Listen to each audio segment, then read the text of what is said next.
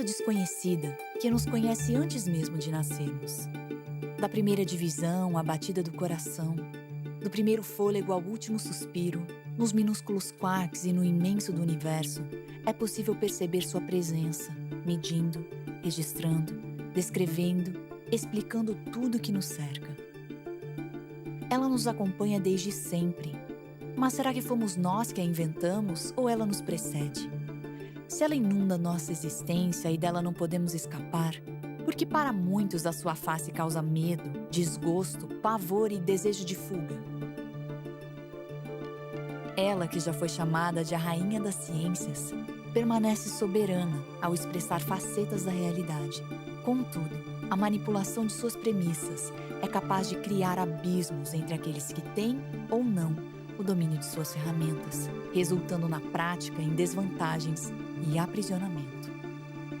Esta temporada é um convite para que você encare a matemática e enxergue algo muito além de cálculos e números. E quem sabe, esse novo olhar possa revelar instrumentos seguros que te ajudarão a navegar em tempos de incerteza e dúvida, com a segurança de que é possível encontrar a verdade.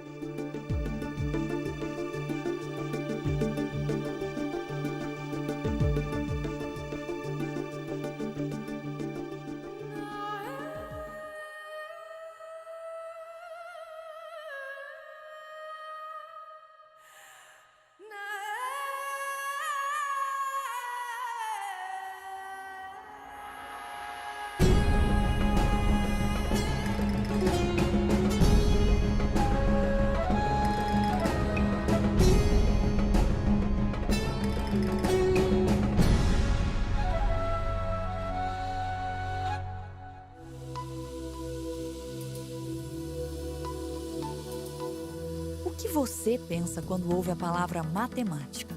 Mistério? Maravilha? Monstro? Tem gente que pensa logo em contas, dívidas, dúvidas. Para alguns, a matemática chega a ser traumatizante e incompreensível, por parecer tão abstrata e distante. Isso os impede de ver a relação que ela tem com a vida em geral. Por outro lado, tem gente que vê beleza, clareza e perfeição nesse âmbito fascinante que descreve a realidade com tamanha exatidão.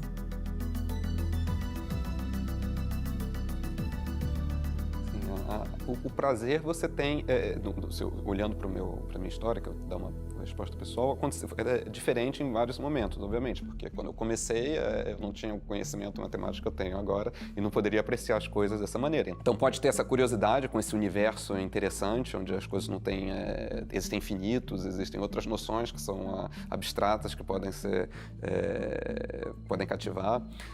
Existe o prazer de você resolver problemas, fazer descobertas por si só, que acontece muito com as Olimpíadas de Matemática, etc. Você pega problemas de um nível diferente, onde você tem a chance de ter a criatividade e ter a sensação de estar descobrindo algo, certo? Que não foi um professor que te disse como seria a maneira de fazer. E num ambiente de pesquisa, você aprende realmente a observar esse universo, você sabe situar as coisas diferentes, você vê como fazem parte de um todo, mesmo as pequenas coisas que você vai estudando, às vezes podem parecer curiosidades, na verdade se emergem num universo maior, e a partir dessa perspectiva, você entende que tipo de questões você vai colocar. Very often mathematicians think that the most exciting part of mathematics is to wonder what the question is. Mathematics is a much more open-ended endeavor than people think it is. And that goes back to the way it's taught. It's not taught in this open-ended fashion. Mathematics has qualities that a lot of people don't associate with the topic. Mathematics has a kind of a beauty that mathematicians would call elegant. So you might have a way of thinking about solving a problem, and you might find that you do it by adding up by one particular process that might take a long time, and then someone discovers a way of thinking about it that makes the answer fall out a lot more quickly and succinctly with a lot fewer operations. Another thing about mathematics is this idea that mathematics is wonderful in its own right. It can be considered a separate science. Usually people think about mathematics as being something that is a tool that's used to solve problems that are out in the real world, the physical world. And that's true, and it's very critical for that. And it's very important that people know more about how it's used that way. But it also is something that in its nature is independent of the specific physical problems that are out there. Andrew Wiles, a famous Princeton mathematician, describes it as walking into a dark room where you can't see the furniture very well. And then by mathematical investigation, sort of the light comes on and you can kind of see what the generalized structure really is.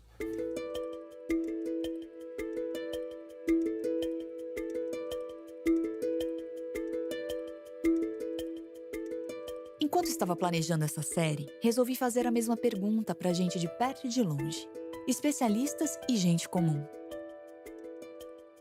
Queria saber se o gosto ou desgosto pela matemática depende do país ou da cultura, se tem a ver com o assunto em si ou se é o modo como é ensinado. Nessa busca por entender o que é a matemática, também descobri um pouco do que ela não é. Percebi que o monstro, por mais real que pareça, é talvez o encontro com nossas próprias limitações e que, portanto, pode ser domado.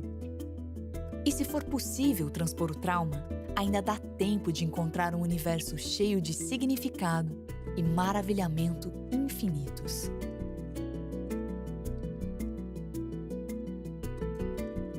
Bom, matemática é uma coisa complexa, então a gente precisa lidar com essa complexidade, o que não significa que ela seja impossível. E essa coisa do monstro, às vezes, está muito ligada à complexidade e à dificuldade.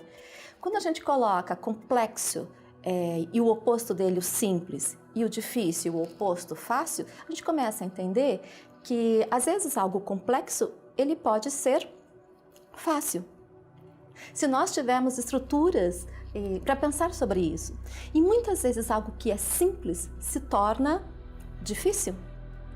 Porque nós não conseguimos atuar sobre uma ideia, atuar sobre um objeto, pensar logicamente sobre isso de uma maneira estruturada, buscando regularidades, encontrando padrões. Porque, no fim, o que consiste um fazer matemático é encontrar relações entre as coisas. O motivo das pessoas tratarem a matemática como um monstro, a meu ver, é porque a matemática foge, o tipo de exigência que ela te faz, foge muito ao que nós estamos acostumados a lidar no dia a dia. A gente faz referências, faz frases, colocações, sem muito cuidado, sem muita precisão, sem se preocupar tanto se isso que nós estamos falando está sendo consistente com o restante dos outros conceitos que nós estamos lidando. Mas na matemática você não pode fazer isso. Na matemática, cada passo, cada afirmação, cada desencadear tem que ser muito bem fundamentado. E essa exigência, esse rigor matemático, ele não é tão presente, tão utilizado no dia a dia. Então, nesse sentido, ela torna-se para as pessoas um monstro, porque ela foge da sua realidade ordinária. Aí, como se lida com isso? Entendendo com a primeira natureza da matemática. E segundo, é o que eu digo para os meus alunos. Para nós entendermos coisas difíceis, nós temos que entender os conceitos básicos. E um dos problemas principais é que a matemática ela não é ensinada com os conceitos básicos. Os alunos não são ensinados a entender as bases conceituais matemáticas e a vivenciar isso. E a exigir do seu cérebro um pensamento rigoroso em matemática. Mas não só em matemática, talvez na vida como um todo. Então, vive esse choque. Uma ciência que tem alto rigor de raciocínio e uma vida que não cobra tanto esse raciocínio.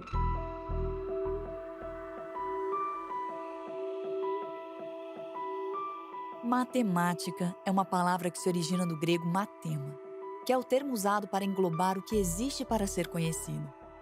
A antiga Grécia legou ao Ocidente não apenas a filosofia, mas também a compilação e o desenvolvimento da matemática, herdada dos sumérios, egípcios e babilônios.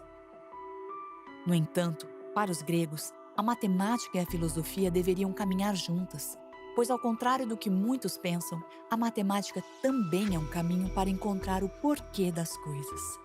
Mas será que, assim como na filosofia, na matemática existiriam várias maneiras de raciocinar e chegar a uma conclusão? Será que o modo como encaramos determinado desafio matemático pode ser influenciado por nossa bagagem cultural? Como conciliar a ideia de que a matemática é algo universal e, ao mesmo tempo, individual?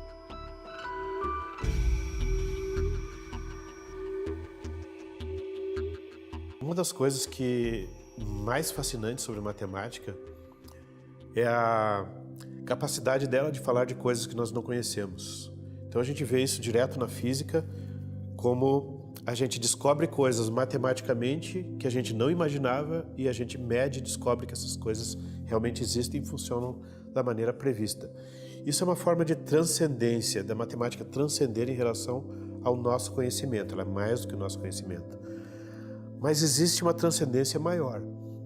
Quando a gente começa a estudar leis físicas, a gente percebe que elas são feitas de alguns elementos matemáticos essenciais e esses são feitos de outros, de forma que as coisas mais básicas que a gente usa, na verdade, para expressar as leis físicas, são independentes de tempo, independentes de espaço, independentes de qualquer coisa que exista no universo. Ela é transcendente, por natureza, ao universo físico, à realidade física que a gente conhece. Ela é transcendental. Ela está, digamos assim, ela é mais fundamental do que a natureza. Uma coisa mais fundamental do que a natureza nós chamamos de sobrenatural.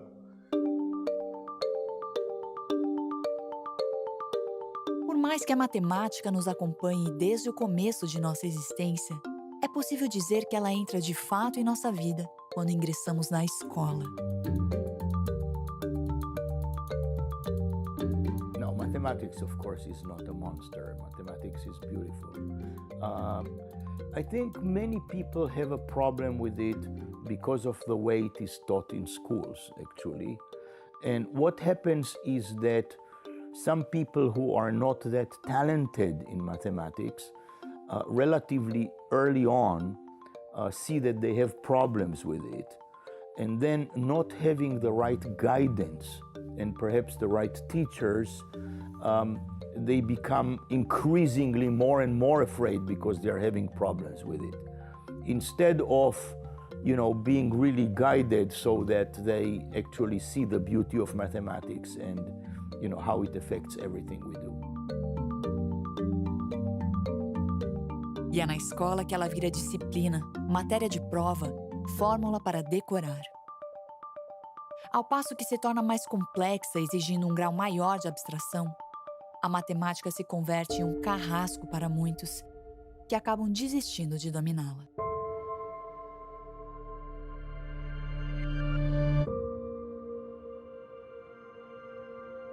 As crianças não nascem separadas por aquelas que vão aprender matemática de outras que não vão aprender matemática. E quando elas entram na escola, de modo geral, elas não têm também medo de aprender matemática. Embora algumas pessoas digam assim, mas os pais já dizem que matemática é difícil, mas as crianças não carregam isso com elas.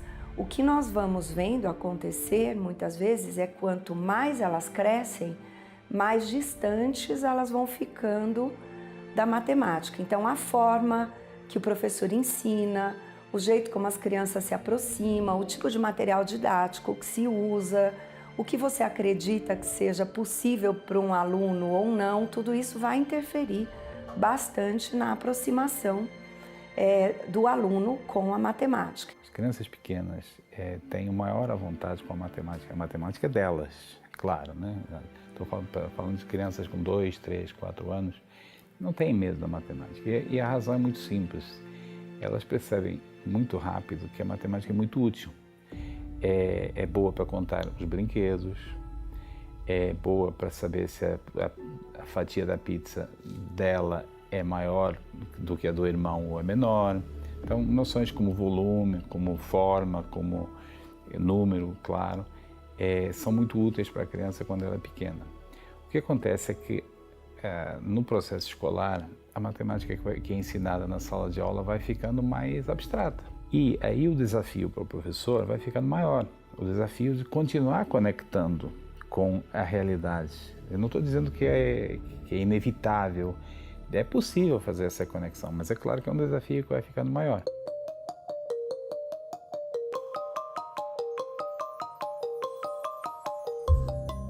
A visão que se tem da matemática, o modo como é pensada e ensinada, podem acabar refletindo no crescimento e desempenho socioeconômico de uma nação.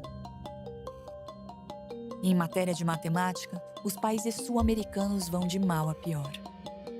Segundo o Programa Internacional de Avaliação de Alunos, o PISA, que a cada 3 anos testa o conhecimento de alunos de 15 anos de idade em 90 países, os países da América do Sul se encontram da metade para baixo. O Chile é o mais bem colocado, ocupando a 44ª posição. No Brasil, a situação é grave. De acordo com o Sistema de Avaliação da Educação Básica, numa pesquisa realizada pelo Ministério da Educação em 2017, 71,67% dos alunos do ensino médio têm nível insuficiente de aprendizado. 23% estão no nível 0, o mais baixo da avaliação.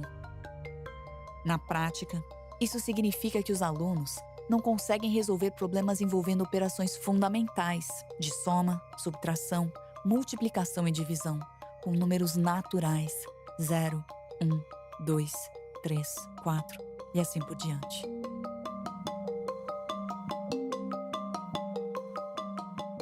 O pensamento matemático, ele precisa mesmo ser um valor cultural de um país. Se você pegar países, não preciso nem pegar os Estados Unidos, mas se você pegar o Japão, por exemplo, que tem eles fazem muitas coisas, tem uma inovação grande, né? Um país com muita inovação.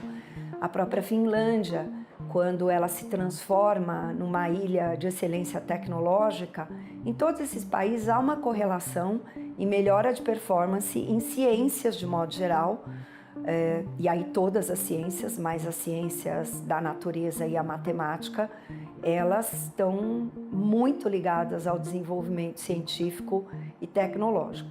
Então não sei dizer se é o amor, mas a valorização das ciências, ela é bem importante para a evolução científica e tecnológica do país. Eu me lembro que há um tempo atrás eu li um artigo muito interessante, acho que do Walter Moreira Salles, se eu não me engano, um cineasta, que ele dizia, olha, eu acho ótimo que no Brasil haja tantas pessoas querendo estudar moda, tantas pessoas querendo estudar gastronomia, tantas pessoas querendo estudar para ser diretor de cinema, enfim.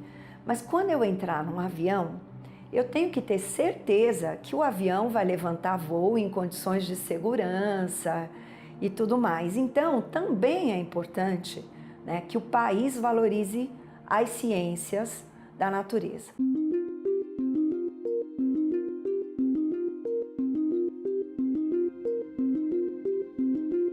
Complexa, mas não inacessível, a matemática não se limita ao confinamento de uma sala de aula. Na escola, cada estudante deve receber as ferramentas para resolver com êxito as situações do dia a dia. Aquela ideia de que o que se aprende na escola nunca será utilizado na vida é um entrave para muita gente que, pensando assim, acaba se privando de enxergar a relação entre o conteúdo escolar e o que enxergamos na prática. Porém, muitas vezes, essa relação não é evidente e cabe a quem ensina revelá-la, torná-la acessível, possível, digerível. Pois a matemática não é apenas uma disciplina curricular, ela é uma questão de sobrevivência. O domínio de suas ferramentas e seu entendimento adequado pode ser libertador.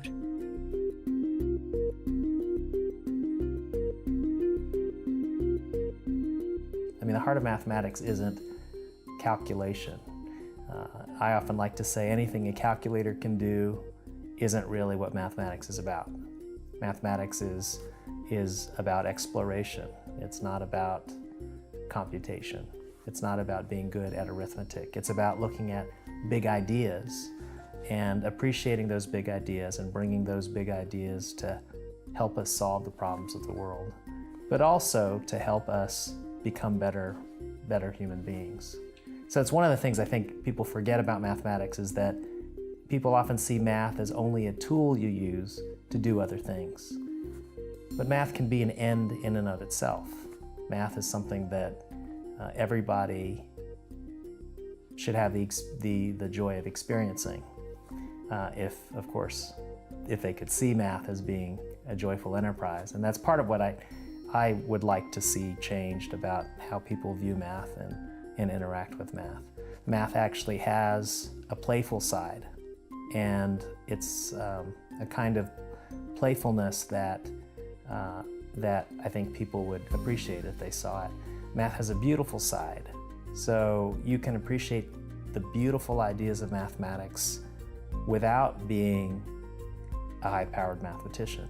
So our ability to do mathematics, the fact that we are pursuing some ideal of truth and beauty, and then those ideals turn out to be exactly what we need to describe the world around us, it's saying something profound about what it means to be human. Somehow our minds are made with some relationship, some ability to understand truth. Right? This is a high view of what it means to be human. It's difficult to think that an account of human as merely animal can justify this, right? If we're merely animal, well, you can't teach a dog calculus, right? You can't teach, some animal how to study the universe. But humans, we have this inclination towards truth and beauty. I find that this harmonizes very well with the Genesis account, that the creator of the cosmos created humanity in his image. So if we're made in the divine image, then we should expect that we can indeed know truth, and that the truth that we seek also explains the universe, because we're made in the image of the creator of everything. And so I find that doing mathematics is a testimony to humans being made in the image of God.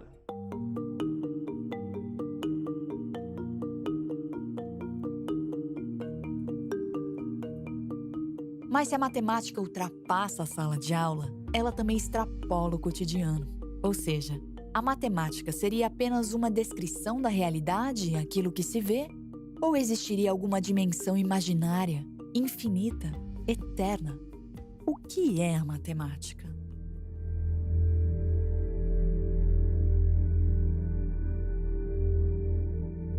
It's a study of numbers and study of space.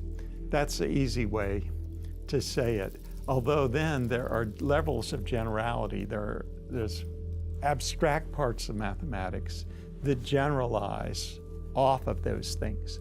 I think in all those ways that human beings study mathematics, they're imitating the mind of God, because we were made in the image of God. We were made to think like God, but on the level of a creature, right? We're not God. We never will be. That's okay. We're his creatures, but we have been given the ability to think, the ability to imitate his own mind, his own thoughts on a creaturely level.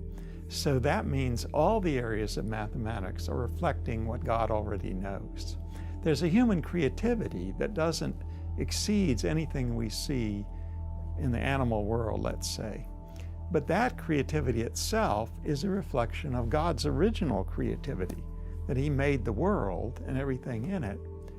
But the creativity can be seen, for instance, there's a variety of mathematical notations that have arisen. There's more than one way of writing down the same mathematical truth. Well, there's a human element of creativity there, although, again, it doesn't surprise God, because he made every human being on the face of the earth in our diversity.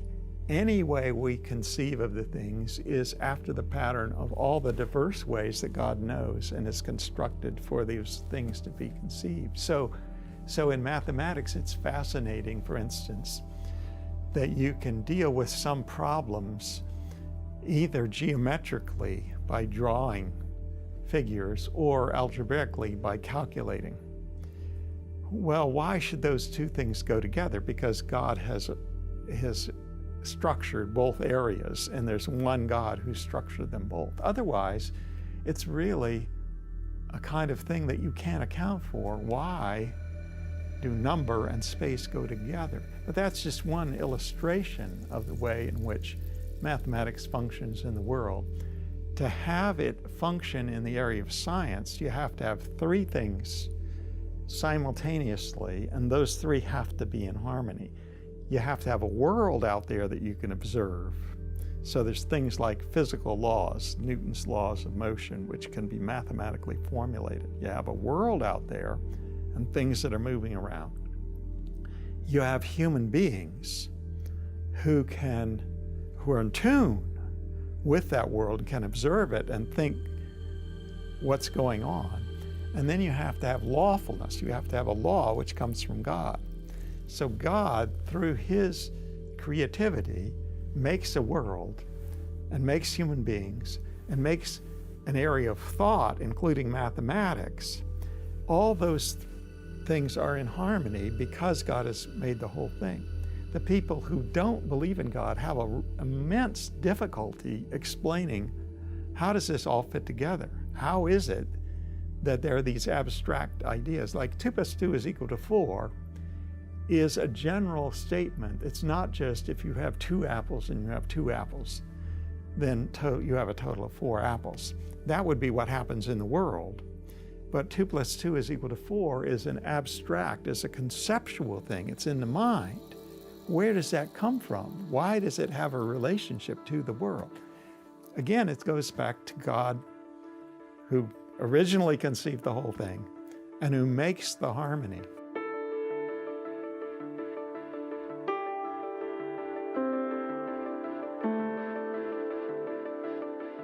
Às vezes, é o desconhecido que nos assusta.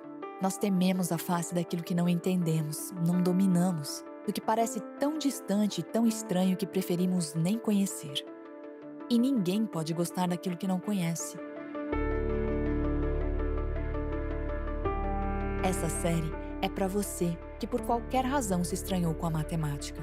Talvez, ao olhá-la por outro ângulo, você descubra um universo fascinante que está mais próximo de você do que você imagina. Talvez encontre através da matemática a revelação das verdades mais profundas que são capazes de dar maior significado à nossa existência.